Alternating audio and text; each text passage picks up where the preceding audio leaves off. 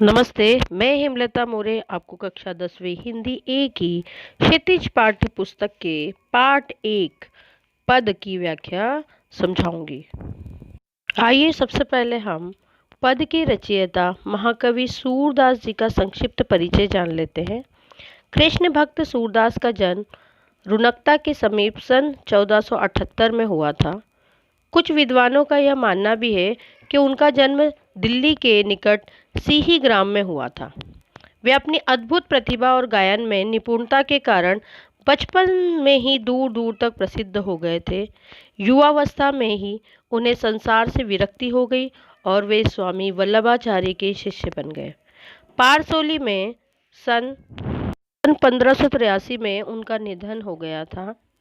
उनकी प्रमुख रचनाएं हैं सुरसागर, सुरसरावली तथा साहित्य लहरी आदि। अब आपको पाठ का परिचय देना चाहूँगी। प्रस्तुत पाठ में सूरदास के 4 पद संकलित हैं। ये भ्रमर गीत से लिए गए हैं और ये चारों पद ब्रज भाषा में लिखित है।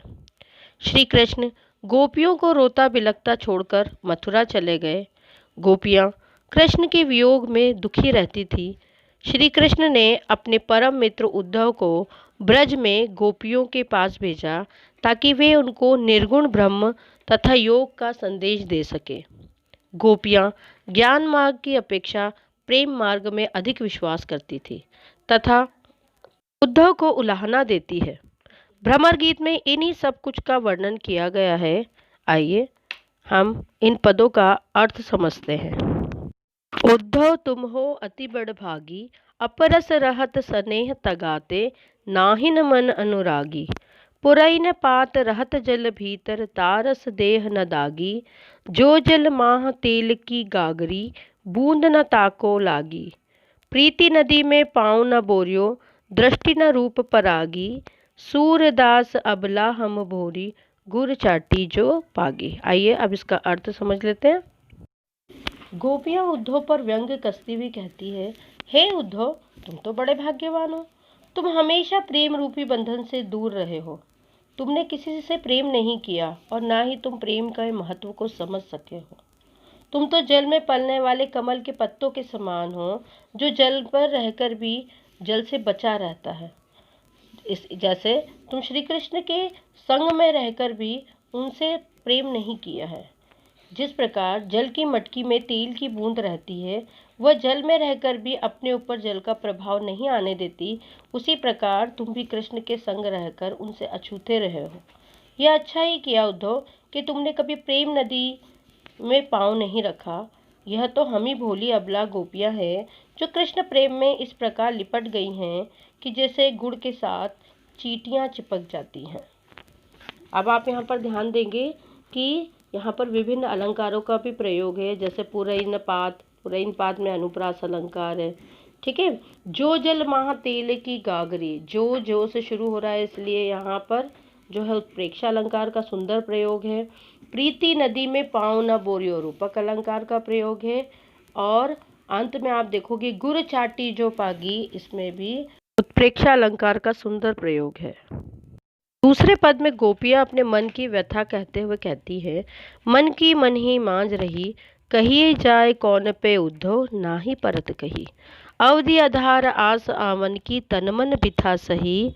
अब इन जोग संदेश नि सुनि सुनि, बिरही न बिरह दही। चाहती हूती गुहार जितई थे, उत्ते धार बही। सूरदास अब धीर धरही, क्यों मर जादा न लही। विरह व्यथित गोपियाँ कृष्ण के मित्र उद्धव को उलाहना देती हुई कहती है, हे उद्धव, हमारे मन की प्रेम भावना मन में ही रह गई। हमें कृष्ण से प्रेम नहीं मिला, न ही उनके अभाव में हम अपनी भावना व्यक्त कर सकी। अब तुम ही बताओ, हम अपनी व्यथा किससे जाकर कहें। प्रेम की पीड़ा को तो कहा भी नहीं जा सकता। अब तक हम श्री कृष्ण के आने की अवधि को अपने प्राणों का आधार बनाए हुए थी। इसी आशा से हम तन और मन की व्यथा सह रही थी, परंतु अब तुम्हारे द्वारा दिए गए इस योग संदेश को सुन सुनकर हमारी व्यथा और अधिक बढ़ गई है। हमारा दुर्भाग्य देखो, हम जिधर से अपनी रक्षा के लिए सहारा चाह रही थी, उधर से ही योग साधना की धारा बही चली आ रही है। ये योग साधना की धारा हमें कृष्ण से सदा के लिए दूर कर देगी। कृष्ण ने हमारा प्रेम निभाने की बजाय हमें धोखा दिया है। अब तुम ही बताओ, भला हम गोपियाँ कैसे धैर्य धारण करें। कवि ने अनुप्रास अलंकार का सुंदर प्रयोग किया है। अवधि आधार आस आवन की, बिरहनी बिरह दही, धीर धरही की, उसमें अनुप्रास अलंकार है। हमारे हरि हारिल की लकड़ी, मन क्रम बचन नंद नंदन उर, यह दृढ़ करी पकड़ी, जागत सोवत स्वप्न दिवस निशि, कान कान जकरी, सुनत जोग लागत है ऐसो, जो करुई ककरी, सूत व्याधि हमको ले आए, देखी सुनी न करी, यह तो सूरत नहीं ले सोपो, जिनके मन चकरी।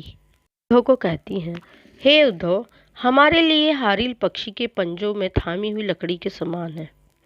जिस प्रकार हारिल पक्षी इस लकड़ी को किसी हाल में भी नहीं छोड़ता, उसी प्रकार हम गोपियां भी कृष्ण को एक पल के लिए भी अपने से दूर नहीं कर सकती।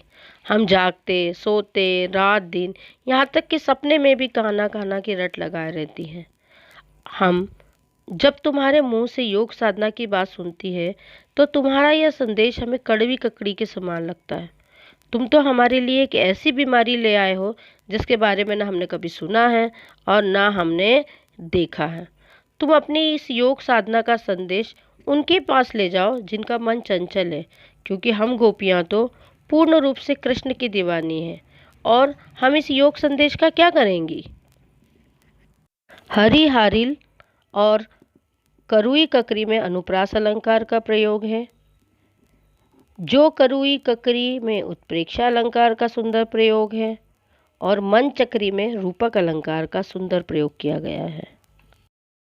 हरि है राजनीति पड़ी आए, समुझी बात कहत मधुकर के, समाचार सब पाए, एक अति चतुर होते पहले ही, अब गुरु ग्रंथ पढ़ाए, बड़ी बुद्धि जानी जो उनकी, योग संदेश पठाए, उद्धव भले लोग आगे के, परहित डोलत धाये, अब अपने मन फेर पाहिए, चलत जो हुते चुराए, ते क्यों अनीति करे आपुंजे, और अनीति छुड़ाए, राज धर्म तो यह सूर, जो प्रजा न जाहि सताए। गोपियाँ उद्धव से कहती हैं, हे उद्धव, लगता है श्री कृष्ण राजनीति पढ़कर आए हैं। एक तो तुम पहले से ही चतुर चालाक थे, अब तुम अपने गुरु कृष्ण से राजनीति के ग्रंथ भी पढ़ाए हो। उन्होंने हमारे लिए योग का संदेश भेजकर कितनी समझदारी की है। उद्धव, पहले बड़े लोगों की यह रीति होती थी कि वे औरों की भलाई के लिए दौड़े दौड़े फिरते थे, परंतु अब न हमें तुम पर विश्वास है और न ही कृष्ण पर। चलो, कम से कम अब हमारा मन तो वापस मिल जाएगा, जिसे कृष्ण यहाँ से जाते समय चुरा ले गए थे। वे हमें अपना प्रेम न देकर योग संदेश क्यों भेज रहे हैं। गोपियाँ कहती है, उद्धव, राजधर्म तो यही कहता है कि प्रजा को सताया न जाए, अतः कृष्ण को चाहिए कि वे अपना योग संदेश वापस लें और अपने दर्शन हम गोपियों को दें। समाचार सब गुरु ग्रंथ अनुप्रास अलंकार का प्रयोग है। योग संदेश में रूपक अलंकार का सुंदर प्रयोग किया गया है।